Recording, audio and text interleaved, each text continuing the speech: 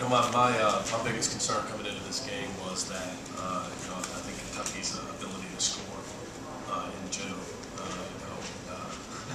I've heard it said that they've got three really good players and three role players. I think two of those guys, a lot of them McDonald's All-Americans, are at least top 10 or 20 in the country. And Darrin Miller was unbelievable tonight. And when they make shots the way they did tonight, they're really good, really good. That being said, incredibly disappointed in our team that we didn't compete. One thing we've prided ourselves on,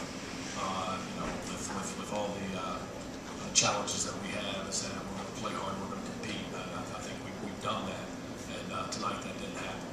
And there's really no excuse for that. And we've got individuals that obviously we count on in a big way. They didn't get anything done tonight, and so when that happens, and you're playing a team like this at home in a tough environment, and they make shots the way they did, you don't give yourself much of a chance. And for us, that's extremely disappointing. Darrin, do you think the start of the game had any sort of stunning effect that made it difficult for your guys to kind of settle in? I think it did, Jerry. I think the start definitely did that. And again, you got Miller, who is not shooting a great percentage from three. He comes out and gets everything he throws in. One of them was kind of on the break right in front of me. He didn't have his feet set, and he knocked it down. But we're 25 games in too, and we've been through most of the league, and again, Kentucky's a good team, and this is probably the toughest environment in our league. But at some point, young men have to become men, and so there's really just no excuse for it. Darrin, another slow start. How do you break the team out of that when the points are starting to mount and you just can't get a bucket? Do you just have to change your whole offensive style, or just hope one goes down? Well, I don't know what we would change it to. We'd have to have somebody that we think is going to do something with it. I think the challenge right now is, as I said, I think we've got to grow up a little bit. The start isn't that bad if you still defend. We gave them way too many easy baskets early on, whether it was putbacks or open shots. And again, credit them for making them. I think they played really well. Obviously, don't want to take anything away from Kentucky.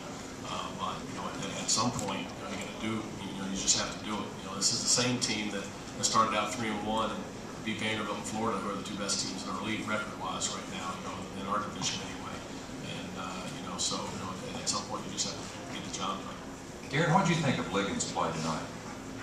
I think Liggins is good. Again, I think it's honestly a joke that anybody would refer to those two guys as role players. I don't know what that means. I don't know any role players that get 22.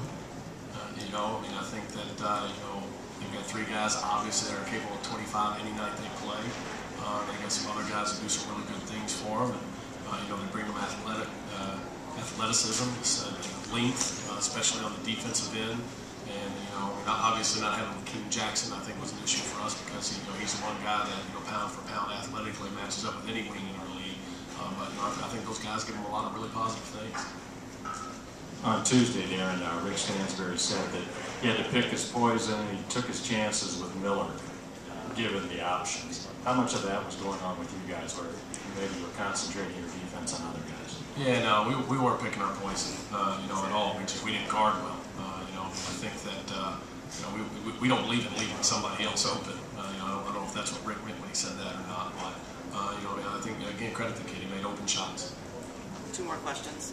Coach, you guys only got to the free throw line once in the first half. Did you talk to him at halftime about getting the ball to the rack a little more, going to the hole, trying to draw the contact? We did. It seems to be somewhat of a trend, for us, which is a challenge. We played 30 minutes of 2-3 zone at Tennessee the other night. They shot 35 free throws and we shot 12. So, we're an attacking team. We didn't do a good job of getting in the paint in the first half, and we did try to emphasize in this second half. But for whatever reason, we're not getting those calls and getting the foul line.